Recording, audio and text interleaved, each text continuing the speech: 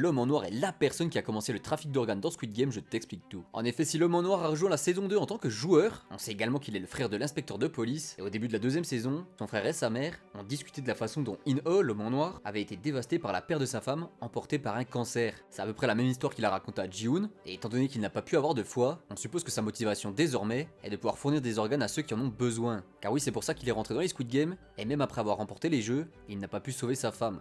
Et lorsqu'il a vu que personne n'était prêt à donner un foie pour une mère et son fils, il a perdu toute foi en l'humanité.